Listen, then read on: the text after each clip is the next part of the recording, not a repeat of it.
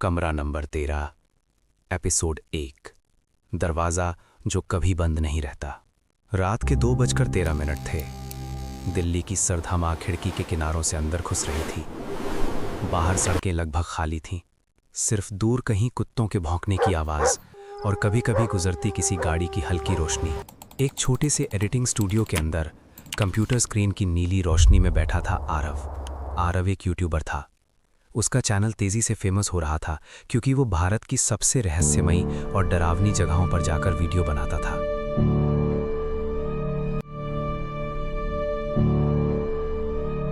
आज वो अपने नए वीडियो की एडिटिंग कर रहा था। वीडियो था राजस्थान के एक वीरान गांव की कहानी। आरव हेडफोन लगाए बैठा था जब अचानक ट्रिंग ट्रिंग फोन बजा। स्क्रीन पर एक अनजान नंबर फ्लैश हो रहा था। आरव ने माथे पर शिकन डाली। इतनी रात को कौन फोन कर रहा है? उसने कॉल उठा लिया। हेलो। कुछ सेकंड तक सन्नाटा। फिर दूसरी तरफ से एक बहुत धीमी, लगभग फुसफुसाहट जैसी आवाज आई। क्या तुम सच में भूतों की सच्चाई दिखाते हो? आरव थोड़ा हंसा। हाँ, कोशिश करता हूं, लेकिन आप कौन बोल रहे हैं? कुछ पल फिर चुप्पी। फिर आवाज आई, अगर सच देखना है तो कमरा नंबर 13 में आओ। आरव चौंक गया। कौन सा कमरा 13? लेकिन कॉल कट। आरव कुछ सेकंड तक फोन की स्क्रीन को देखता रहा। अजीब आदमी है। वो वापस एडिटिंग करने लगा। लेकिन तभी फोन पर एक मैसेज आया, एक लोकेशन और साथ में सिर्फ एक लाइन लिखी थी, होटल क्रेसेंट, कमरा नंबर 13। आरव ने गूगल मैप खोला। लोकेशन दिल्ली के बाहर एक पुराने इलाके में थी। उसने तुरंत होटल का नाम सर्च किया, लेकिन कोई रिजल्ट नहीं। न वेबसाइट, न फोटो, न रिव्यू। जैसे वो होटल कभी अस्तित्व में ही नहीं था। आरव के अंदर का यूट्यूबर जाग चुका था।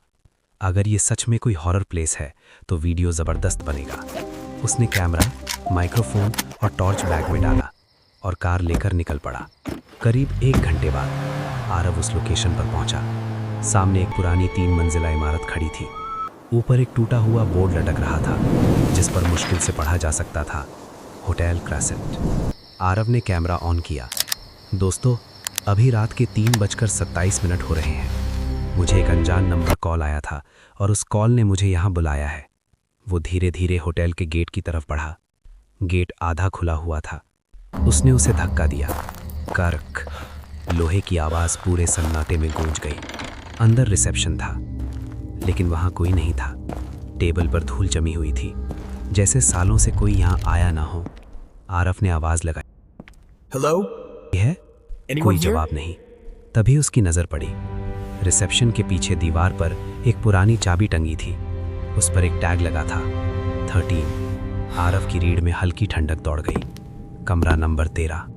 उसने चाबी उतारी और सीढ़ियों की तरफ बढ़ गया। सीढ़ियां लकड़ी की थीं। हर कदम पर चूं चूं, जैसे घर खुद उसकी मौजूदगी महसूस कर रहा हो। पहली मंजिल, सब कमरे बंद। दूसरी मंजिल, यहाँ भी सन्नाटा। फिर वो पहुंचा तीसरी मंजिल। कॉरिडोर लंबा और अंधेरा था। दीवारों पर पुराने नंबर लिखे थे, 9, 10, 11, 12 और आखिर में कॉरिडोर के बिल्कुल अंत में एक दरवाज़ा था जिस पर जंग लगा नंबर प्लेट टंगा था, 13। आरव धीरे धीरे आगे बढ़ा।